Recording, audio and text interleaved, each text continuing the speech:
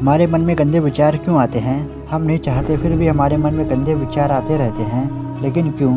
क्या हम अपने मन में आ रहे अश्लील और गंदे विचारों को रोक सकते हैं? आज के दौर में खुद को गंदे विचारों बचाना बहुत बड़ी बात है। चारों तरफ सोशल मीडिया के कारण अश्लील और गंदे विचारों की भरमार है। इन विचारों का शिकार हर कोई होता है। हम हमारे मन में आने वाले गंदे विचारों को रोकने की कोशिश करते हैं, पर जितना हम रोकते हैं उतना यह विचार हमारे अंदर प्रवेश करते जाते हैं। आप जिस चीज़ से जितना दूर भागोगे वह चीज़ आपको उतना अपने पास लेगी। इसलिए उस चीज़ से भागो मत, उस पर संतुलन कायम करो। एक बार एक युवक गौतम बुद्ध से पूछता है, हे बुद्ध, मेरे मन में इतने गंदे विचार क्यों आते हैं? मैं नहीं चाहता कि मेरे मन में इतने गंदे विचार आए, लेकिन फिर भी मेरे मन में हमेशा काम वासना से भरे विचार चलते रहते हैं और मैं इसके बारे में सोच कर बहुत परेशान हो चुका हूँ। मेरी असीम ऊर्जा और समय ये सब सोचने में नष्ट हो जाते हैं। इन सभी विचारों की वजह से मैं कभी भी शांत नहीं रह पाता और मैं हमेशा ही स्त्रियों को देखकर मोहित हो जाता हूँ, अपने आप को रोक नहीं पाता। और यह सब सुनकर बुद्ध मुस्कुराए और उन्होंने युवक से पूछा, क्या तुम्हें पता है कि यह काम वासना होती क्या है? तभी उस युवक ने कहा, बुद्ध, मुझे तो नहीं पता कि काम वासना होती क्या है, लेकिन यह जो भी है बहुत बुरी चीज़ है। तभी बुद्ध ने कहा कि सबसे पहले इस बात को समझ लो कि प्रकृति रूप से जो भी चीज़ हमारे अंदर होती है वह कभी भी बुरी नहीं होती है। हमारे जीवन में उसकी कुछ ना कुछ ज़रूरत है।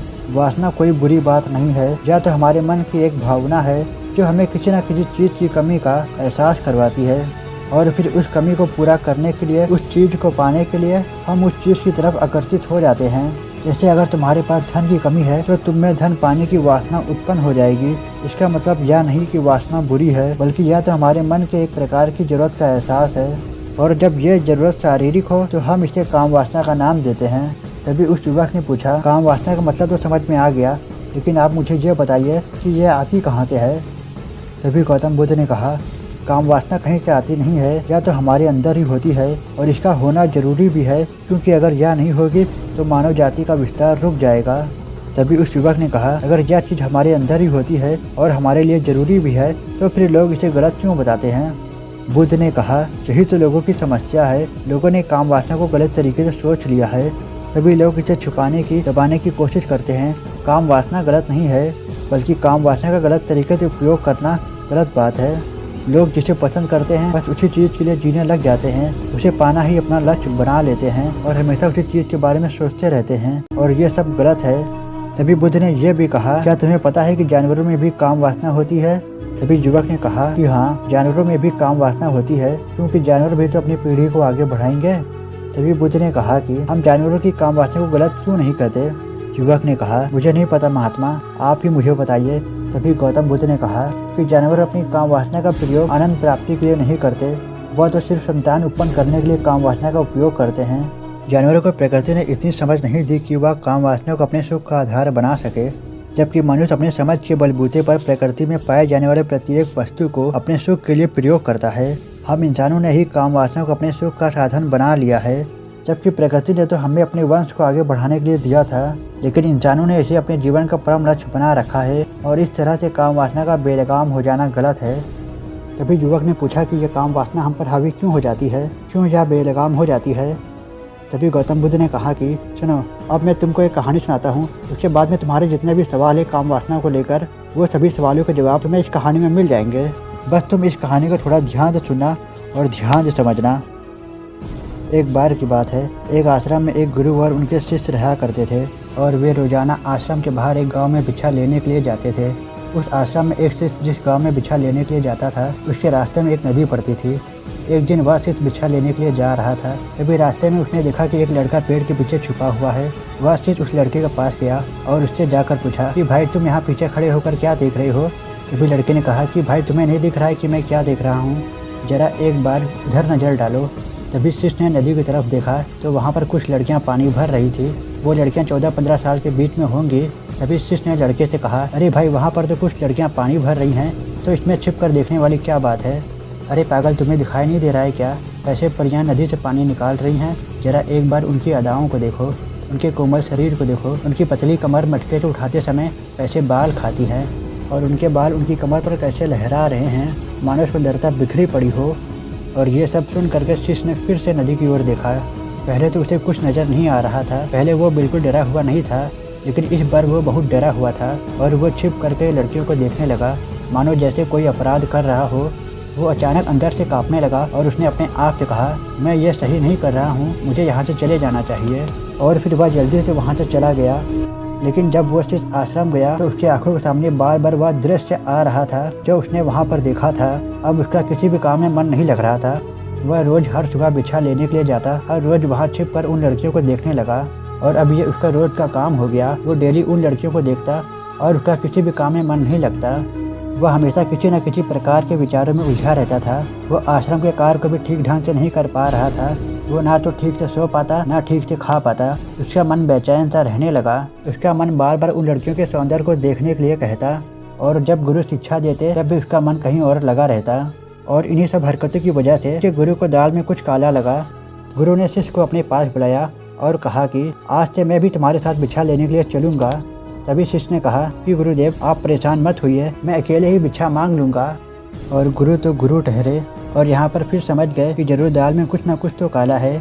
जब शिष्य भिक्षा मांगने के लिए जाता तो गुरु भी छिप छिप के उनके पीछे चले जाते हैं।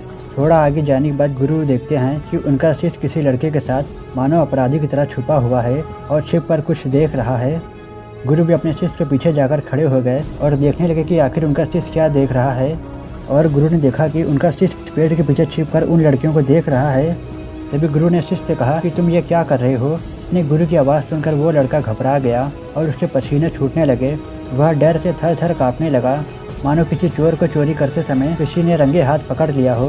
उसकी हालत ख़राब हो गई, वो कुछ भी नहीं बोल पा रहा था। वह लड़का जो शिष्य के साथ था वह भी वहाँ से भाग गया, जिससे शिष्य और भी ज़्यादा घबरा गया। उसके मुँह से कुछ टूटे फूटे शब्द निकल रहे थे। वह अपने गुरु से नज़र मिलाने का साहस नहीं कर पा रहा था। गुरु ने शिष्य की तरफ देखा और कहा कि मेरा शिष्य तो निर्भय है, उसे तो किसी भी चीज़ का डर नहीं था, लेकिन ये क्या, तुम तो डर के मारे काँप रहे हो। तभी शिष्य ने गुरु से कहा, मुझे माफ़ कर दो गुरुदेव, मेरा इसमें कोई दोष नहीं है। उस लड़के ने मुझे बहका दिया था, लेकिन मैं आपसे वादा करता हूँ कि आज के बाद मैं ऐसा दोबारा कभी नहीं करूँगा, मुझे माफ़ कर दो। तभी गुरु ने शिष्य से कहा कि कोई बात नहीं, पर इस बात का तुम ध्यान रखो कि हम जैसी संगति करते हैं वैसा ही फल हमें प्राप्त होता है। हम जैसी संगति करते हैं अच्छे विचार हमारे अंदर प्रवेश करते हैं, इसलिए अच्छी संगति करो ताकि तुम्हारे अंदर अच्छे विचार प्रवेश करें। फिर इसके बाद में गुरु और शिष्य दोनों आश्रम लौट आए।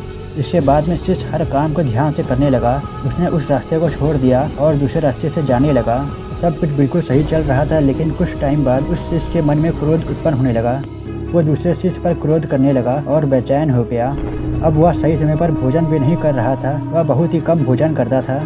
और यह सब देख करके गुरु को फिर से कुछ न कुछ गड़बड़ लगी। एक रात गुरु शिष्य के पास आए और शिष्य से कहा कि अब तक तुम कितनी बार अपना वादा तोड़ चुके हो। यह सुनकर शिष्य अपने गुरु के चरणों में गिर गया और रोने लगा। रोते रोते उसने अपने गुरु से कहा कि गुरुदेव, मैं अपना वचन कई बार तोड़ चुका हूँ। मैं हर बार अपने आप से वादा तो कर लेता हूँ, लेकिन हर बार अपना वादा तोड़ देता हूँ। मेरा मन मेरे नियंत्रण में है ही नहीं। मैं बहुत कोशिश करता हूँ कि मैं अपने मन से सारे बुरे विचार को निकाल दूँ, लेकिन मैं चाह कर भी ऐसा नहीं कर पा रहा हूँ। तभी गुरु ने शिष्य से कहा, तुम मेरे साथ चलो। गुरु शिष्य को आश्रम के बगीचे में ले गए और शिष्य से कहा कि तुम यहाँ पर देखो, यहाँ पर कुछ नालियाँ बनी हुई है, इससे नदी का पानी पौधे तक आ रहा है और यह पानी निरंतर बह रहा है। क्या तुम इस पानी को रोक सकते हो? तभी शिष्य ने कहा, हाँ गुरुदेव, मैं इस बहते हुए पानी को रोक सकता हूँ। फिर शिष्य ने मिट्टी उठाकर उस नाली में डाल दी और थोड़ी देर के लिए पानी रुक गया, लेकिन कुछ देर बाद पानी मिट्टी के ऊपर से निकल गया और मिट्टी भी पानी के साथ बह गई। तभी गुरु ने शिष्य से कहा, अरे ये क्या, ये तो पानी रुका ही नहीं, तुम कह रहे थे कि तुम इसे रोक दोगे। तभी शिष्य ने कहा कि गुरुदेव कोई बात नहीं, मैं इस पानी को आपको रोक के दिखाऊंगा। तभी शिष्य एक बड़ा सा पत्थर लेकर आया और उसे नाली पर रख दिया और फिर पानी रुक गया। फिर शिष्य कहता है कि देखा गुरुदेव, मैंने कहा था ना कि मैं पानी को रोक दूंगा, देखो मैंने पानी को रोक दिया। तभी गुरु मुस्कुराए और बोले, अच्छा जरा ध्यान से देखो, पानी वहाँ साइड से निकल रहा है और ध्यान से देखो कि पत्थर भी आगे की ओर आ गया है। कुछ देर बाद यहाँ पानी अपना रास्ता बदल करके आगे बढ़ने लग जाएगा। और फिर हुआ भी ऐसा ही। फिर गुरु ने शिष्य को समझाया, हमारे साथ भी बिल्कुल ऐसा ही हो रहा है। तुम बार बार प्रयास कर रहे हो, बड़े से बड़ा प्रयास कर रहे हो, लेकिन हर बार जो तुम्हारा प्रयास है वो टूट रहा है और ये हमेशा ही टूटता रहेगा। ये पत्थर तुम्हारे प्रयास हैं और यह पानी तुम्हारे विचार। तुम कितना भी बड़ा पत्थर रख लो, लेकिन पानी तो अपना रास्ता बना ही लेगा। यह सब देखकर शिष्य ने पूछा, गुरुदेव क्या कोई तरीका नहीं है जिससे मैं गंदे विचारों से बाहर निकल सकूं? तभी गुरु शिष्य को एक नदी के पास ले गए जहाँ से उस बगीचे में पानी आ रहा था।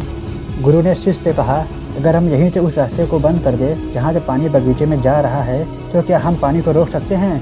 शिष्य ने कहा, हाँ गुरुदेव, अवश्य ऐसा हो सकता है। मैं इस पानी को यहीं से बंद कर देता हूँ ताकि आगे की जो नाली है उसमें पानी ही ना जाए और फिर बगीचे में पानी नहीं जाएगा। तब बहुत मेहनत करके उस शिष्य ने पत्थर मिट्टी डाल करके पानी को बंद कर दिया और फिर शिष्य ने गुरु से कहा कि गुरुदेव, मैंने पानी को बंद कर दिया, अब यह पानी न तो नाली में जाएगा ना ही बगीचे में जाएगा। तभी गुरु ने कहा कि अगर यह पानी बगीचे में नहीं जाएगा, पेड़ पौधों को पानी नहीं मिलेगा, तो क्या यह पेड़ पौधे जीवित रह पाएंगे? तभी शिष्य ने कहा कि बिल्कुल भी नहीं, पेड़ पौधों को तो पानी की आवश्यकता होती है, बिना पानी के तो सारे पेड़ पौधे मुरझा जाएंगे, इसलिए हम यह पानी को बंद नहीं कर सकते, हमें पानी को जाने देना होगा। तभी गुरु ने यह भी कहा कि क्या हो अगर हम पूरे नदी के पानी को बगीचे में छोड़ दें। तभी शिष्य ने कहा कि सारे जो पेड़ पौधे हैं वो गलकर नष्ट हो जाएंगे और फिर कुछ भी नहीं बचेगा। तभी गुरु मुस्कुराए और बोले, तुम इस बात को समझो, हमें किसी भी चीज़ को रोकना नहीं है, बस हमें हमेशा संतुलन बनाए रखना है। कम पानी से भी पौधे नष्ट होते हैं और अगर हम बहुत ज़्यादा पानी देंगे तो भी पौधे नष्ट होते हैं और ठीक इसी तरह से हमारा जीवन संतुलन से ही चलता है। गुरु ने शिष्य से कहा कि अगर मैं तुमसे कहूँ कि तुम आम के बारे में मत सोचो तो तुम्हारे मन में सबसे पहला चित्र किसका आएगा? शिष्य ने कहा, गुरुदेव, मेरे मन में तो पहला चित्र आम का ही आएगा। तभी गुरु ने कहा कि ठीक उसी तरीके से गंदे विचारों को जबरदस्ती रोकने का प्रयास ना करें। तुम जितना इन्हें रोकोगे या उतना ही ज़्यादा तुम्हें तंग करेंगे, इसलिए कभी भी उन्हें दबाने की कोशिश नहीं करनी चाहिए। और कई बार गंदे विचार बुरे लोगों की संगति करने की वजह से भी आते हैं। कई बार होता क्या है कि काम का हमारे अंदर होता तो है, लेकिन कुछ अश्लील लोगों के साथ रहने की वजह से ये हमारे अंदर हावी हो जाती है, जैसा कि तुम्हारे साथ हुआ था।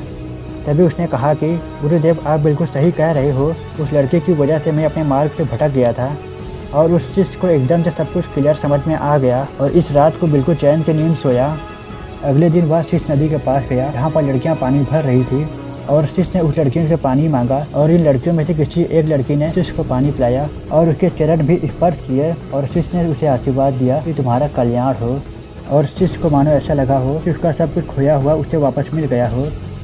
जब शिष्य उस रास्ते से वापस जा रहा था तब उसने देखा कि वो लड़का अभी भी उन लड़कियों को देख रहा है। जब शिष्य उस लड़की के पास गया तब लड़के ने शिष्य से कहा कि अरे वाह, क्या बात है, आज तो तुमने बहुत सी पास से दर्शन किए हैं। तभी शिष्य ने कहा कि हम हमेशा दूसरे के दर्शन करने में ही व्यस्त रहते हैं, अपने दर्शन तो कभी कर ही नहीं पाते।